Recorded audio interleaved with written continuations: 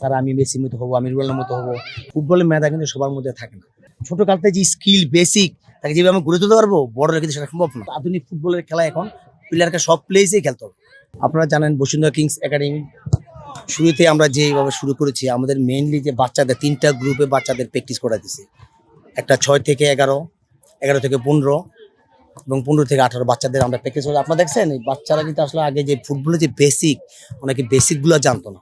Mainly আমাদের ফুটবলের কি আগে মেইন হলো রিসিভিং, পাসিং। পাসিংয়ের মধ্যে বিভিন্ন ধরনের পাসিং আছে, সেগুলো আমরা তাদের চেষ্টা করতেছি। এবং ইতিমধ্যে দেখেন তারা কিন্তু অনেকে পাসিং করতেছে। এবং দেখেন ইতিমধ্যে আগে তারা শুট করতে পারতো না, বাট দেখেন এখন তারা অনেক ইমপ্রুভ করেছে। পাস দিয়ে কীভাবে তার জায়গাগুলো মেনটেন করতে হবে, মানে পজিশন নিতে হবে, আমরা তারাকে এগুলো শেখাচ্ছি। আপনারা দেখছেন তারা করতেছে পাসিং, হ্যাঁ, এবং জায়গা চেঞ্জ করতেছে। সুতরাং আমি মনে করি ফুটবল, বসুন্ধরা ফুটবল যে একাডেমি, ডে বাই ডে আর ইমপ্রুভ করে যাবে বাচ্চারা। আমরা সেই প্রত্যাশায় অনুযায়ী আমরা বসুন্ধরা কিংসের কোচরা সেভাবে কাজ করে যাচ্ছি।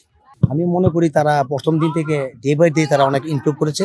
এবং এই ধারাবাহিকতা যদি আমরা ধরে রাখতে পারি, তারা আস্তে আস্তে আরো তাদের লক্ষ্যে পৌঁছতে যাবে। আসলে কি আমাদের ফুটবলের পাইপলাইনটা হলো, আমরা যদি 11-12 থেকে শুরু করতে পারি, তারা আস্তে আস্তে আরো ইমপ্রুভ হবে।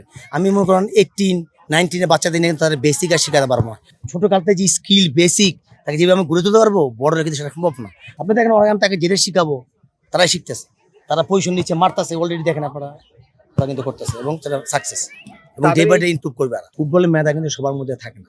আমরা 1 মাস 2 মাস তাদের প্র্যাকটিস করার পর বুঝতে পারি এই প্লেয়ারটা আসলে এক সময় গিয়ে লক্ষ্যে পৌঁছবে। তার পাসিং এন্ড রিসিভিং, তার মুভমেন্ট এবিলিটি, মুভমেন্ট অ্যাক্টিভিটিস, এটার মাধ্যমে আমরা তাকে বুঝতে পারবো সে এক পর্যায়ে ভালো প্লেয়ার হবে। এর মধ্যে আমাদের একাডেমি সব প্লেয়ার সবগুলো তো আসলে আমরা পারবো না। এখান থেকে আমরা 10 থেকে 12টা প্লেয়ার যদি আমরা একটা পর্যায়ে নিয়ে যেতে পারি, আমি মনে করি এটি আমাদের সাফল্য। আমাদের বাচ্চারা তো আসলে ওয়ার্ল্ডের বিভিন্ন হাই ক্লাস প্লেয়ারকে দেখে তারা প্রভাবিত হয়ে, স্যার আমি মেসির মতো হবো, আমি রোনাল্ডোর মতো হবো, আমি স্যার আপনার সিনিয়র টিমের জিকুর মতো হবো, আমি এরকম তাদের প্রত্যাশা থাকে। সেই অনুযায়ী তারা বিভিন্ন প্লেস তারা চুজ করে নেয়। সুতরাং আমরা তাদেরকে একটা প্লেয়ারের কোয়ালিটি দেখে সে ডিফেন্ডিং পারবে না মিডফিল্ড পারবে না অ্যাটাকিং পজিশনে পারবে, সেটা আমরা নির্ধারণ করে দিই। তারা আসলে ওইগুলো এতটা বোঝে না, ওদের এই মেধাটা এখনো আসেনি। আমরা তাদেরকে ওই লক্ষ্যেই আমরা কাজ করে যাচ্ছি। আসলে আমরা দেখি মেন পাসিং, ফুটবল ডেভেলপিং এগুলো করতে করতে আমরা ফুটবলে আসলে কোনো প্লেস নাই। গোলকিপার ছাড়া এখন বর্তমানে কোনো ফুটবল আমি মনে করি প্লেস নাই। দেখেন আপনার রাইট ব্যাক সে অ্যাটাকিং করে যে সে গোল করতেছে, আমার নামতেছে, আপনার ডিফেন্ডিং করতেছে, কি অ্যাটাকিং করতেছে, মিডফিল্ড প্লেয়ার অ্যাটাকে যাচ্ছে, ডিফেন্ডিং করতেছে।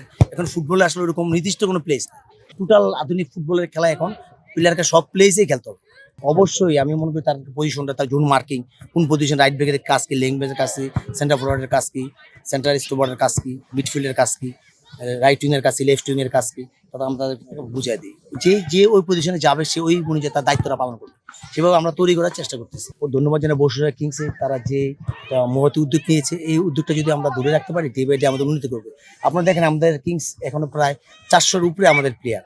আমরা কিন্তু আমাকে প্রায় এখানে 30-60 জন উপরে প্লেয়ার প্র্যাকটিস করাতে হচ্ছে, আপনারা নিজে দেখতেছেন। সুতরাং তারা খুব আগ্রহী, ডে বাই ডে ভর্তি হচ্ছে, আরও ভর্তি হচ্ছে, অনেক সাড়া যাচ্ছে আমি মনে করি।